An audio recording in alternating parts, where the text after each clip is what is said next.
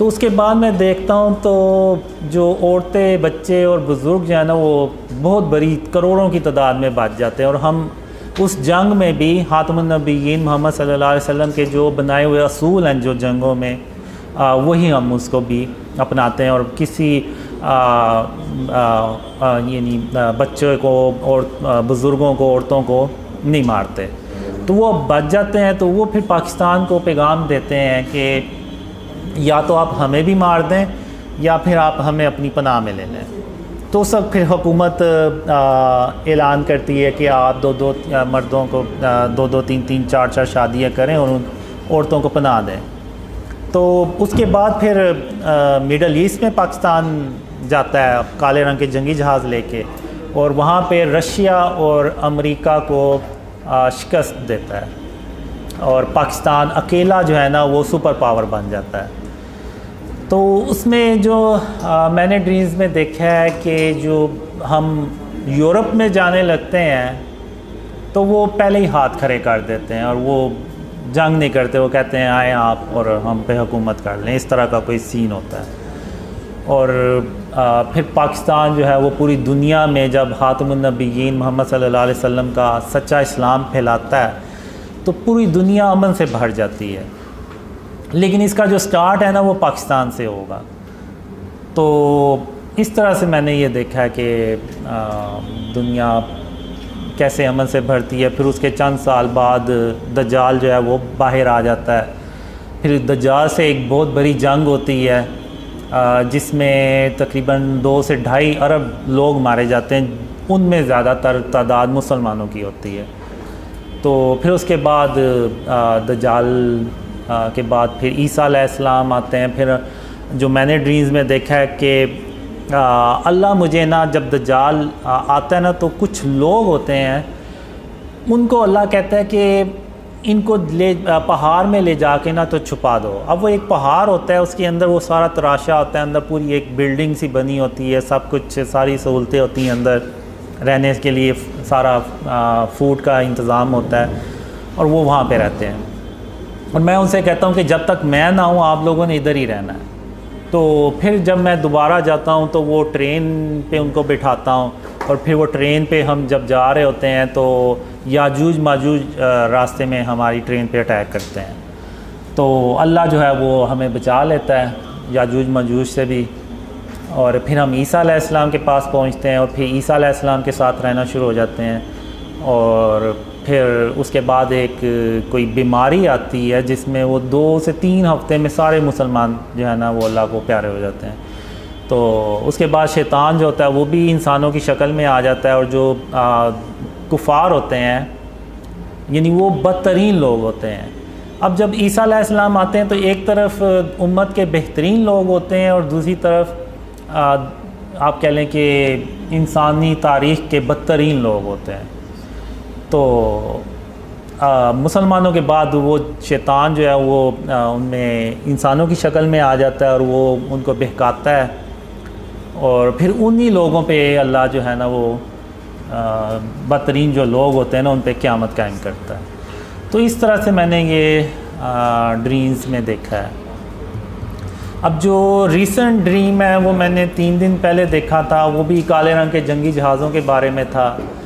तो उसमें ये होता है कि पाकिस्तान में यानी तब्दीली आ चुकी होती है और पाकिस्तान तरक्की करने लगता है। तो उसमें वो फिर 3 काले रंग के जंगी जहाज़ आते हैं, और उनमें से एक जंगी जहाज़ इंडिया में जाता है अटैक करने। यानी हम चाहते हैं कि यानी शुरू में ही इंडिया को प्रेशराइज़ किया जाए और इन ख्वाबों का फ़ायदा उठाते हुए। तो एक जंगी जहाज़ जाता है, लेकिन इंडिया अलर्ट हो जाता है और वो काफ़ी यानी जहाज़ अपने भी उड़ाता है। तो वो जंगी जहाज़ जो है वो ऐसे हवा में खड़ा भी हो जाता है, रुक भी जाता है, और फिर वो वेट करता रहता है। चूँकि वो जहाज़ ज़्यादा होते हैं तो वो फिर वापस आ जाता है। तो जब वो वापस आता है तो इंडिया जो है वो जैसे मैच जीतने के बाद पाकिस्तान से वो शोर शराबा करते हैं और हल्ला गुला करते हैं, तो उसी तरह उनके जो सारा करते हैं, और उनके जो जहाज़ होते हैं वो भी ऐसे स्टंट करते हैं कि देखो हमने तुम्हारा जो जंगी जहाज़ आया था उसको भगा दिया है। तो लेकिन वो जो जंगी जहाज़ है ना वो ऐसे वापस आके ना तो ऐसे नीचे बहुत नीचे परवाज़ करता है।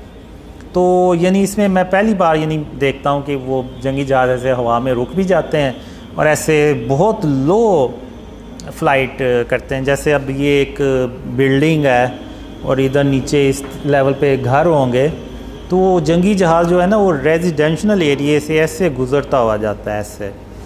वरना नॉर्मली जो मिलिट्री जेट फाइटर्स होते हैं वो इस इतनी लो परवाज़ पे रेजिडेंशल एरिया से नहीं गुज़रते, लेकिन वो गुज़र आता है। तो मैं कहता हूँ कि ये तो यानी बड़ी टेक्नोलॉजी है इस जहाज़ में, ना सिर्फ जहाज़ में बल्कि वो पायलट्स में भी होती है, जाहिर सी बात। वो फिर आहिस्ता से ऐसे अंदर इंडिया के बॉर्डर पे एंटर होता है और 2 मिज़ाइल फायर करता है, एक जो इंडिया की बेस होती है मिलिट्री वो, और एक जो एयर बेस होती है उस पर अटैक करता है, और वो दोनों बेस तबाह हो जाती हैं और वो वापस अपने वापस पाकिस्तान आ जाता है और उनको इंडिया को पता भी नहीं चलता कि कोई आया है और अटैक करके चला गया। तो वो इरफान भाई ने बताया कि जब वो जहाज़ बहुत ही लो फ्लाइट पे जा रहा तो इवन वो रेडार्स जो है ना वो भी डिटेक्ट नहीं कर पाते। तो इवन जब वो हाइट पे भी होता है तो वो बेसिकली उनके रेडार डिटेक्ट नहीं कर पाते कि जहाज़ किस जगह पे, बस उन्हें एक सिग्नल्स आ रहे होते हैं कि हमारी टेरिटरी में कोई दुश्मन का कोई डिवाइस या कोई जहाज़ इस तरह से आया, लेकिन कहाँ पे है वो नहीं पता चलता उनको। तो इस तरह से वो फिर वापस आता है और फिर वो जो ब्लैक जेट फाइटर्स के पायलट्स होते हैं वो आते हैं, तो वो हम उनसे बात कर रहे होते हैं, तो वो ड्रीम वहीं ख़त्म हो जाता है। तो ये लेटेस्ट ड्रीम ये है। रिसेंटली ड्रीम्स आते हैं, इमरान खान के बारे में भी आए, तो लेकिन एक चीज़ है कि जब तक इस मुल्क को शिर्क और इसकी इक़साम से पाक नहीं किया जाएगा ना, ये मुल्क नीचे चलता जाएगा। लोग मुझसे पूछते हैं तो मैं वो बस उसी बेस पे कहता हूँ कि जब तक हम शिर्क से इस मुल्क को पाक नहीं करेंगे तो अल्लाह की मदद भी नहीं आएगी। अल्लाह की मदद नहीं आएगी तो इसका मतलब है कि ये मुल्क मज़ीद नीचे चलता जाएगा। तो जो मुझे लग रहा है कि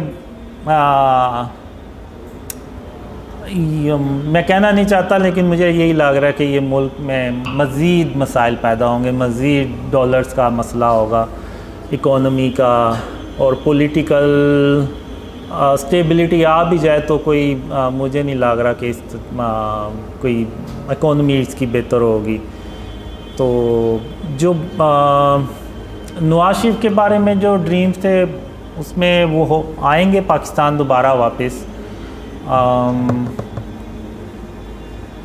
लेकिन अल्लाह खैर करे, बस मैं ये कहूँगा कि अल्लाह पाकिस्तान की मदद करेगा इंशाअल्लाह। लेकिन ये है कि जैसे जैसे वो ड्रीम्स फैलेंगे तो लोगों में जो शिर्क और उसकी इक़साम और उसकी अवेयरनेस है वो ज़्यादा होगी, तो लोग अपने आप को बचाएंगे शिर्क से। एक कोशिश जो है ना, अगर वही हम स्टार्ट कर दें तो अल्लाह को वो कोशिश भी पसंद आ जाएगी। और मैंने जब आप देख लें बहुत से लोग मेरी बातें करते हैं, मेरी दाढ़ी नहीं है, मैं नमाज़ें भी नहीं पढ़ता, तो ये वो, तो अल्लाह ने मुझे बहुत ज़्यादा ड्रीम्स में बताया, कहा कि अल्लाह क़यामत के दिन सारे गुनाह बख्श देगा लेकिन शिर्क कभी माफ़ नहीं करेगा। लेकिन नौज़बिल्लाह इसका मतलब ये नहीं कि वो मैं ये कह रहा हूँ कि नमाज़ें नहीं पढ़नी चाहिए, दाढ़ी नहीं रखनी चाहिए। लेकिन अल्लाह ने मुझे ये भी कहा है ड्रीम में कि जो नमाज के बारे में सवाल है ना वो सिर्फ़ अल्लाह रब्बुल आलमीन किसी से कर सकता है, क्योंकि नमाज एक इंसान सिर्फ़ अल्लाह के लिए पढ़ता है। ये नहीं है कि किसी और के लिए पढ़ रहा है, तो वो जाहिर सी बात है जिसके लिए हम नमाज़ पढ़ते हैं वही अल्लाह जो है ना वो सवाल करने का हक़ भी रखता है। तो मुझे अल्लाह ने ड्रीम में यही कहा कि अल्लाह जो है ना वो ये अल्लाह ये पूछ सकता है किसी से कि वो नमाज़ पढ़ता है या नहीं, और अगर कोई तुम्हें ज़्यादा तंग करे, ज़्यादा कहे, तो उसको कहना कि जब अल्लाह मुझे तौफीक देगा तो मैं नमाज़ें भी पढ़ना शुरू कर दूँगा। तो इस तरह से अल्लाह ने मुझे ड्रीम में कहा, और अल्लाह ने मुझे बहुत ज़्यादा ड्रीम में ये कहा कि कासिम मैं तेरी सिर्फ़ इसलिए मदद कर रहा हूँ कि तूने अपने आप को शिर्क और उसकी इक़साम से बचाना शुरू कर दिया। यानी मैंने भी बचाना शुरू कर दिया। मैं मुकम्मल तौर पे मेरा भी नहीं है, अभी भी कोई ना कोई घर में मेरे कोई तस्वीर इस तरह से कोई पड़ी होगी, क्योंकि हम जो भी चीज़ खरीदते हैं उसमें अक्सर तो वो तस्वीरें होती हैं। तो बहुत ही मुश्किल है। शुरू में तो मैंने यही समझा शायद जब अल्लाह ने कहा तो कि सिखाया कि शिर्क की क्या इक़साम है, मैंने समझा कि शायद इतना मुश्किल नहीं होगा। लेकिन जब अल्लाह ने सिखाना शुरू किया शिर्क के बारे में, तो मैंने कहा ये भी शिर्क है, वो भी शिर्क है, और फिर मैंने कहा कि ये तो हर तरफ शिर्क ही शिर्क है, तो हम तो सब शिर्क में ही रह रहे हैं। तो मैंने बहुत कोशिश करने के बाद क्या कहते हैं कि घर से सारा कुछ ख़त्म किया, लेकिन अभी भी जो भी हर रोज़ कोई ना कोई चीज़ आ भी जाती है। तो मैंने वो स्प्रे पेंट भी रखा हुआ है कि कोई चीज़ अगर ज़्यादा देर के लिए रहनी है तो उस पर वो, और उसके ऊपर तस्वीर है तो उसके ऊपर फिर मैं स्प्रे पेंट कर देता हूँ। तो वो जो कोशिश है ना वो अल्लाह को पसंद आ गई। तो मुकम्मल तौर पे अभी तक मैं भी नहीं कर सका, लेकिन अगर हम पूरे पाकिस्तानी, अब आप देखें कि मैं 2015 में मैं अकेला था, मुझे कोई भी नहीं था जानता। इवन जो मुझे पुराने ड्रीम्स आते थे ना उसमें होता था कि लोग मुझे जान रहे हैं, पहचानते हैं, तो मैं बड़ा हैरान भी होता था। मैंने कहा लोग मुझे कैसे पहचानेंगे, कैसे जानेंगे, मैं तो घर से बाहर ही नहीं निकलता, ना मैं कोई सोशल पर्सन हूँ, ना मैं कोई सेलिब्रिटी या इस तरह से कोई डॉक्टर इंजीनियर के लोग मुझे पहले से जान रहे हों और इस तरह से। तो ये मेरे लिए एक बहुत बड़ा सवाल होता था कि लोग मुझे जानेंगे कैसे। और 2015 तक तो मैं, आप कह लें कि मैं ज़ीरो था, यानी मैं अकेला ही था, यानी दोस्त यार भी कोई होंगे तो कभी शायद मुलाकात हो जाती थी उनसे। तो फिर जब अल्लाह ने ड्रीम शेयर करने का कहा तो ये बेसिकली अल्लाह की मदद थी, और अल्लाह उस वजह से मदद कर रहा था कि मैंने अपने आप को शिर्क और उसकी इक़साम से बचाना शुरू कर दिया। तो अल्लाह ने अब मदद की। तो अब आप देखें कि पूरी दुनिया से लोग जो है ना वो ड्रीम्स पे बिलीव कर रहे हैं और उनको फैला भी रहे हैं। तो अगर अकेला एक बंदा अगर शिर्क और उसकी इक़साम से अपने आप को बचाए तो अल्लाह उसकी इतनी मदद करे कि वो दुनिया के लोग उसको उसकी मदद करना शुरू हो जाएं। तो अगर हम 22 करोड़ आबादी जो लोग हैं वो अगर हम सारे शिर्क और उसकी इक़साम से बचाना शुरू कर दें अपने आप को, तो फिर आप सोचें कि जो अल्लाह की मदद आएगी तो ये कौम सालों में भी नहीं शायद महीनों में ये ऊपर जाना शुरू हो जाए। तो मैं तो यही पैगाम दूंगा कि मेरी फ़िज़िकल अपीयरेंस पे ना जाएं, आप उस पैगाम पे जाएं कि अल्लाह ने मुझे कहा था एक हाल में कि कासिम ये दुनिया इतनी शिर्क से भरी हुई कभी नहीं थी जितनी ये आज शिर्क से भरी हुई है। तो जब अल्लाह ने मुझे सिखाया, बताया कि शिर्क क्या है, तो वो हर जगह शिर्क ही शिर्क है। इवन हम जो मूवीज़ देखते हैं, ड्रामा देखते हैं, तो वो अल्लाह कहता है कि अल्लाह तमाम जहानों का परवरदिगार है, तमाम जहानों का रब है।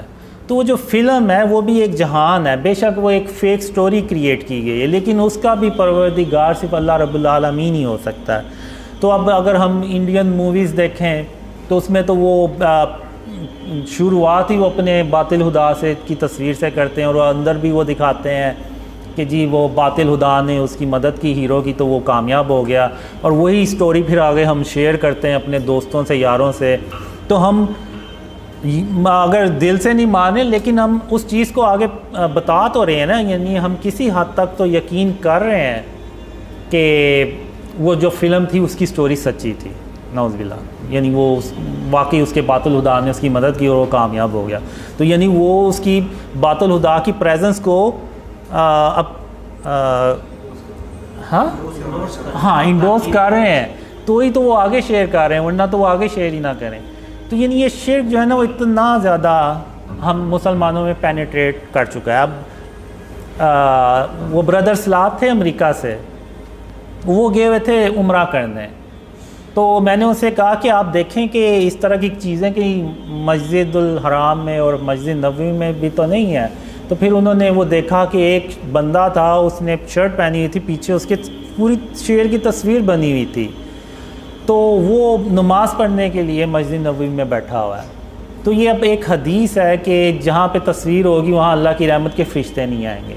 तो अब वो एक बंदे की वजह से वो अल्लाह की रहमत के जो फ़रिश्ते हैं वो बाकियों के लिए भी रुक गए। तो अब एक वाक़या था, जंग थी, जब ख़ातमुन नबिय्यीन मोहम्मद सल्लल्लाहु अलैहि वसल्लम वापस आए अपने घर, तो उन्होंने खिड़की पे पर्दा देखा जिस पे वो चिड़िया का एक परिंदे का स्केच बना हुआ था। तो आप सल्लल्लाहु अलैहि वसल्लम ने उस पर्दे को गुस्से से उतार के तो फेंक दिया और हज़रत आयशा रज़ी ताला अन्हा से कहा कि दोबारा इस तरह की चीज़ मेरे घर ना आए। तो वो एक सिर्फ स्केच था, तो उन्होंने उस पर्दे को भी गुस्से से उतार के फेंक दिया।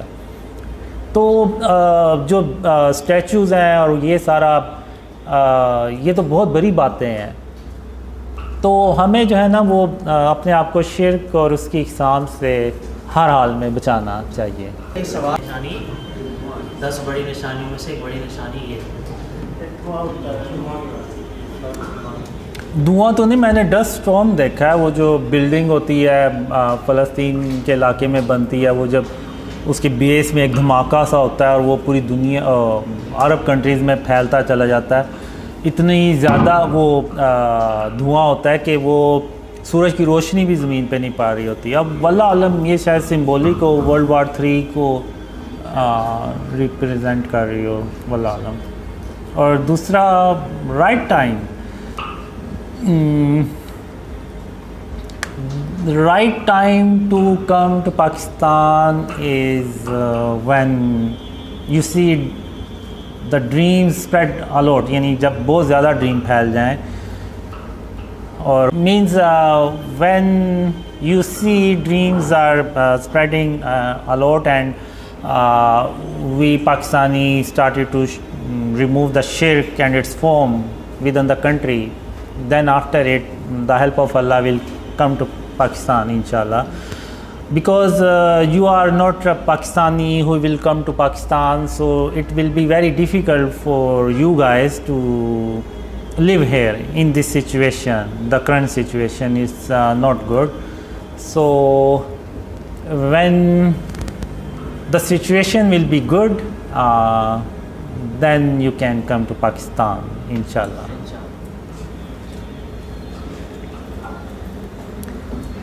For the Zoom meeting, we were talking about shirk and its form, and I shared my story, how dreams started to come and how Allah helped us, and we talk about Ghazwa Hind, and we talk about current situation, and I shared our latest dream about black jet fighters, which is Brother Talha already translated.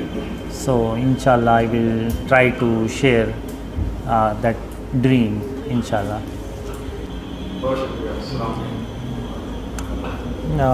वालेकुम सलाम। जो army chief को जब witness मिल जाती है तो फिर army जो होती है ना वो ये यकीन कर लेती है कि पाकिस्तान को आने वाले इवेंट्स में एक बहुत बड़ी रिस्पॉन्सिबिलिटी प्ले करनी है, और उसके लिए जाहिर सी बात है जब तक पाकिस्तान की इकोनॉमी स्टेबल नहीं होगी, मुल्क तरक्की नहीं करेगा, तो ये चीज़ें भी नहीं होंगी। इवन एक ड्रीम में मुझे ये भी आया था कि पाकिस्तान आर्मी को अपनी जो तादाद है वो डबल कर लेनी चाहिए ताकि वो आने वाले इवेंट्स को ईज़िली हैंडल कर सके। तो इसके बारे में शिर्क के अलावा जो मुझे बहुत ज़्यादा ड्रीम्स में आया है कि क्या करना चाहिए। पहले तो यानी जो ड्रीम्स में आया कि वो ये है कि जो निचला तबका है, जो गरीब तबका है, उसको हमने खुशहाल बनाना है। जब नीचे वाली लेवल पे खुशहाली आएगी तो उसका जो असर है ना वो ऊपर तक जाएगा। तो इसमें फिर जो हमारी करंट रोड्स हैं और इसका जो सेवरेज सिस्टम है, इस तरह से ये भी ड्रीम्स में आया कि ये भी कैसे हमें करना चाहिए। और जो मैंने पुराने ड्रीम्स में देखा है उसमें ये है कि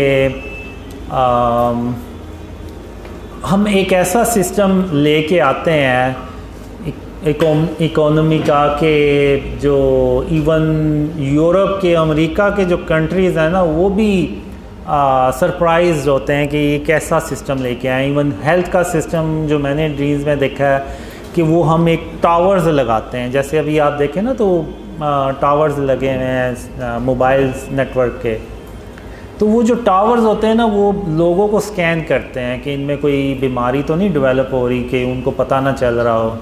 अक्सर तो नहीं पता चलता जब तक कि वो सिम्टम्स ना आए, तो वो पहले से ही सिम्टम्स आने से पहले ही वो डिटेक्ट करके तो उसको यानी शुरू में उस बीमारी को पकड़ने की उन टावर्स में ना वो होता है कि वो अलर्ट कर देते हैं। और इसके अलावा फिर हम जो रोड्स के इर्द गिर्द ऐसे मशीन्स होती हैं जिसमें से वो आप कह लें कि कोई जैसे मिस्ट से नहीं निकलती, उस तरह से वो निकलती है कि जो इर्द गिर्द के वायरस है ना, बैक्टीरिया, उनको मार सके। क्योंकि वो जितने भी वो हमने उस वक्त जो ड्रीम में होता है कि वो ज़्यादातर जो वायरस और बैक्टीरिया ट्रैवल करते हैं वो रोड्स और इस तरह से जो ट्रैवलिंग करते हैं लोग उनके थ्रू फैलती, तो उसके लिए वो चीज़ होती है। तो इस तरह से ड्रीम्स में आया। और फिर इतना मैंने देखा है कि पाकिस्तान में इतनी खुशहाली आती है कि कोई यानी आपको गरीब नहीं मिलता कि कोई जिसको कोई ज़रूरत हो खाने की या इस तरह से, तो इतनी यानी अल्लाह की रहमतें और बरकतें देखी हैं। लेकिन ये होता तभी है जब हम शिर्क और उसकी इकसाम से अपने आप को बचाना शुरू करते हैं। क्योंकि एक सूरह नमल, सूरह सबा में अल्लाह ने एक कौम का ज़िक्र किया हुआ है जो हर तरह से खुशहाल थी और उसमें कोई बुराई नहीं थी, सारे यानी नेकूकार लोग थे, उनमें कोई भी बुराई नहीं थी। तो अल्लाह ने उनको 2 बाग दिए हुए थे जो कसरत से फल लगते थे उनमें, और उसको बेच के तो वो अपनी इकोनॉमी चलाते थे और जो भी उनमें खुशहाली थी वो उन बागात की वजह से थी। लेकिन आहिस्ता आहिस्ता उन लोगों ने ये कहना शुरू कर दिया कि ये जो बाग है ना, ये हमारी, हम मेहनत करते हैं तो ये फल लेके आते हैं। तो अल्लाह ने उन फलों को ना मुर्दा कर दिया। और फिर अल्लाह ने उस कौम से सवाल किया कि अब भी तो तुम उतनी ही मेहनत करते हो जितनी पहले करते थे, तो अब ये ऐसे फल क्यों नहीं लगते जिनको तुम बेच सकते हो या तुम खा सकते हो। तो यानी बात करने का मतलब ये है कि जब तक हम, यानी उन्होंने भी एक तरह से ना अल्लाह से तवक्कल हटा के तो अपने बाजुओं, अपनी मेहनत पे ले आए कि यानी ये भी एक फॉर्म ऑफ शिर्क किया कि अल्लाह के अलावा किसी और पे तवक्कल कर लेना। तो जब तक हम शिर्क और उसकी इकसाम से अपने आप को नहीं ना बचाएंगे तो आप भूल जाएं कि अल्लाह मदद करेगा। तो यही मैं कहूँगा। I think when dreams spread a lot means a lot of people believes on the dreams, like are gathering here. Then I think if someone want to come, then we can also is able to help them. So without local support, it will be very difficult for you guys to settle in Pakistan. But now the situation is about the dream spreading is by the mercy of Allah is a lot. So there is people who believes on the dreams in Pakistan, but still I will say wait a little more. So more people believes on the dreams, the more will be easy for you who want to come early. It will be more easy for them to settle in Pakistan because they will have more support. But still I will say wait for the right time to come to Pakistan, inshallah.